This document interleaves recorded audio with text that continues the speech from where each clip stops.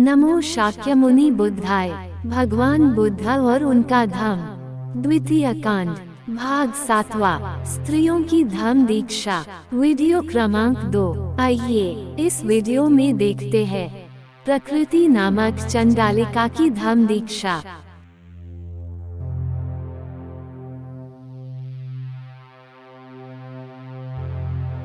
उस समय भगवान बुद्ध श्रावस्ती में अनाथपंडक के जेतव नाराम में विराज रहे थे। तथागत का शिष्य आनंद भिक्षार्थ नगर में गया था। भोजनानंतर आनंद पानी पीने के लिए नदी की ओर जा रहा था। उसने एक लड़की को देखा जो नदी से घड़े में पानी भर रही थी। आनंद ने उससे पानी मांगा। लड़की का नाम प्रकृति था। बोली, मैं चांडाल कन्या हूँ, मैं पानी नहीं दे सकती। आनंद ने उत्तर दिया, मुझे पानी चाहिए, मुझे तुम्हारी जाति नहीं चाहिए।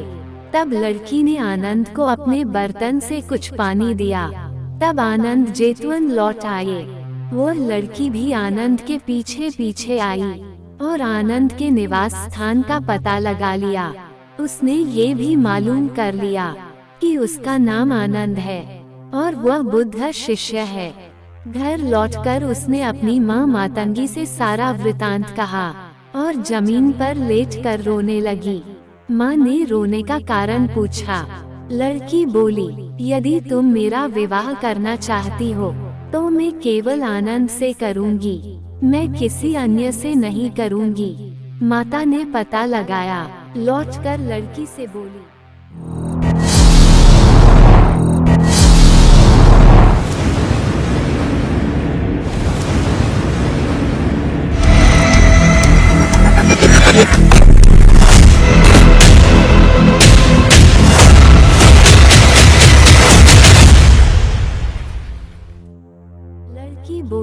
यदि तुम मेरा विवाह करना चाहती हो तो मैं केवल आनंद से करूँगी, मैं किसी अन्य से नहीं करूँगी। माता ने पता लगाया। लौटकर लड़की से बोली, विवाह असंभव है क्योंकि आनंद ने ब्रह्मचर्य व्रत ग्रहण कर रखा है। ये बात सुनी तो लड़की बहुत दुखी हुई। उसने खाना पीना छोड़ दिया। वह इसे भाग्य रेखा स्वीकार करने को तैयार न थी। इसलिए उसने कहा, माँ तुम जादू टोना जानती हो, क्यों नहीं तो तुम इस उद्देश्य की पूर्ति के लिए जादू टोना क्यों नहीं करती। माँ बोली, मैं देखूंगी कि क्या हो सकता है। मातंगी ने आनंद को भोजन के लिए निमंत्रण दिया। लड़की बहुत प्रसन्न हुई। मातंगी ने तब आनंद को कहा कि उसकी लड़की उससे शादी करने लिए अत्यंत व्याकुल है। आनंद ने उत्तर दिया, मैं ब्रह्मचर्य व्रत ग्रहण कर चुका हूँ, मैं किसी भी स्त्री से विवाह नहीं कर सकता। मातंगी बोली, यदि तुम मेरी लड़की से विवाह नहीं करते तो वह आत्महत्या कर लेगी। उसकी तुम्हारी प्रति इतनी अधिक आसक्ति है। आनंद का उत्तर था, मैं असमर्थ हूँ। मातंगी घर में गई और लड़की से कहा कि आनंद तो विवाह करने से इनकार करता है। लड़की चिल्लाई, माँ तुम्हारा मंत्र जंतर कहाँ गया। मातंगी बोली, मेरा मंत्र जंतर तथागत के मंत्र जंतर के विरुद्ध असर नहीं करता। लड़की चिल्लाई, माँ दरवाजा बंद कर दे, उसे बाहर न जाने दे। मैं देखूंगी कि आज ही रात को वह मुझे पत्नी रूप में कैसे नहीं ग्रहण करता। माँ ने वैसा ही किया जैसा लड़की चाहती थी। रात होने पर माँ ने कमरे में बिस्तर लगा दिया। लड़की ने अपने आप को अच्छी से अच्छी तरह अलंकृत किया और अंदर आई। आनंद पर इसका कुछ प्रभाव नहीं पड़ा। अंत में माँ ने अपने जादू टोने का प्रयोग किया। परिणाम स्वरूप कमरे में आग जल उठी। माँ ने आनंद के कपड़ों को पकड़ा और बोली, यदि तुम अब भी मेरी लड़की से विवाह करना स्वीकार नहीं करते तो मैं तुम्हें आग में झोंक दूंगी। तब भी आनंद झुका नहीं। माँ और लड़की दोनों को हार माननी पड़ी। उन्होंने आनंद को स्वतंत्र कर दिया। वापस लौटकर आनंद ने सारी आप बीती तथागत को कह सुनाई। दूसरे दिन वह लड़की आनंद को खोजती हुई जेतवन पहुंची। आनंद भिक्षाटन लिए निकल रहे थे। उसे देखा तो उससे बच निकलना चाहा, लेकिन जहाँ जहाँ आनंद गया लड़की ने पीछा किया। जब आनंद लौटा तो उसने देखा कि लड़की जेतवन बिहार के दरवाजे पर खड़ी उसकी प्रतीक्षा कर रही है। आनंद ने तथागत से कहा कि किसी प्रकार वह लड़की उसका पीछा नहीं छोड़ती है। तथागत ने उसे बुलावा भेजा। जब लड़की सामने आई, तथागत ने प्रश्न किया, तू आनंद का पीछा किस लिए कर रही है? लड़की का उत्तर था कि वह उससे विवाह करके रहेगी। बोली, मैंने सुना है कि वह अविवाहित है। मैं भी अविवाहित हूँ। भगवान बुद्ध बोले, आनंद भिक्षु है, उसके सिर पर बाल नहीं है। यदि तुम भी उसी की तरह मुंडन करा लो तो मैं देखूंगा कि कुछ हो सकता है। लड़की बोली, मैं इसके लिए तैयार हूँ। भगवान बुद्ध ने कहा, मुंडन कराने से पूर्व तुम्हें अपनी माँ से अनुमति लेनी होगी। लड़की माँ के पास आई और बोली, माँ, जो तुम नहीं कर सकी वह मैं कर सकी हूँ। भगवान बुद्ध ने वचन दिया है कि यदि मैं मुंडन करा लूँ तो वह आनंद से मेरा विवाह करा देंगे। माँ क्रुद्ध होकर बोली, तुम्हें ऐसा नहीं करना चाहिए।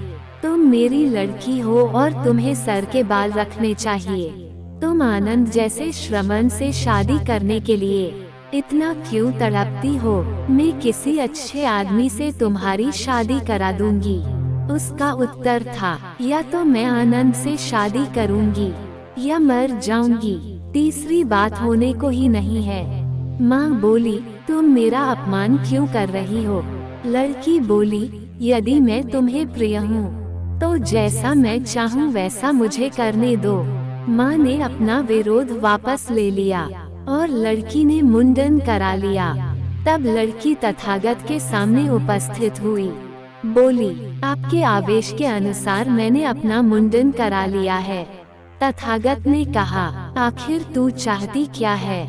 उसके शरीर का कौन सा हिस्सा है जिससे तुझे प्रेम है? लड़की बोली, मैं उसकी नाक से प्यार करती हूँ, मैं उसके मुंह से प्यार करती हूँ, मैं उसके कानों से प्यार करती हूँ, मैं उसकी आवाज से प्यार करती हूँ, मैं उसकी आँखों से प्यार करती हूँ, मैं उसकी चाल से प्यार करती हूँ।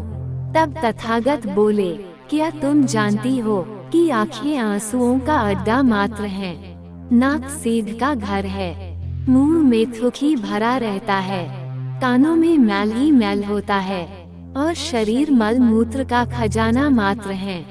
जब स्त्री पुरुष सहवास करते हैं वे बच्चों को जन्म देते हैं। जहाँ जन्म है वहीं मृत्यु भी है, जहाँ मृत्यु है वहीं दुख भी है। लड़की, मैं नहीं जानता कि आनंद से शादी करके तू क्या पाएगी।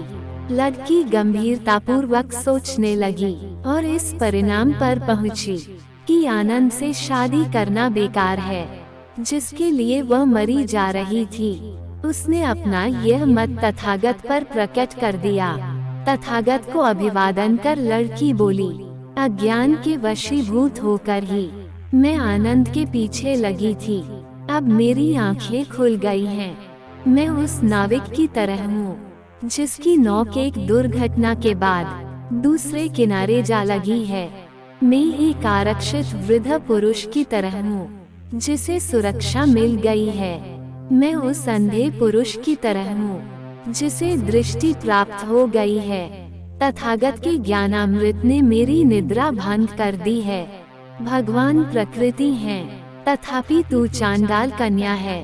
तू श्रेष्ठ पुरुष है और भिखारी के लिए आदर्श का काम देवी है।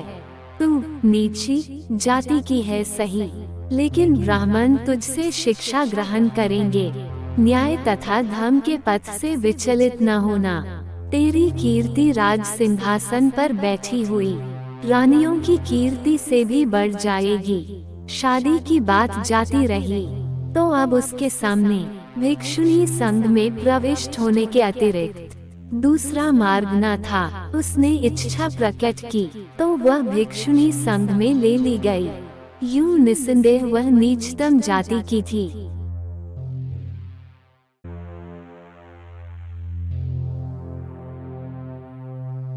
दोस्तों, भाग 7वां यही समाप्त होता है। अगले भाग में देखेंगे पतितों तथा अपराधियों की धम्म दीक्षा।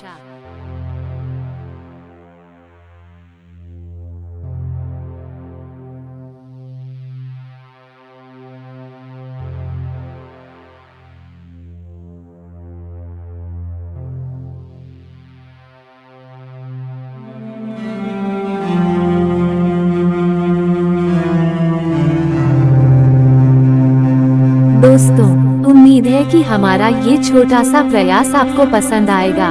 तो कृपया हमारे इस वीडियो को लाइक करें और अपने दोस्तों को शेयर करें। और हाँ, चैनल को सब्सक्राइब करना ना भूलें। धन्यवाद।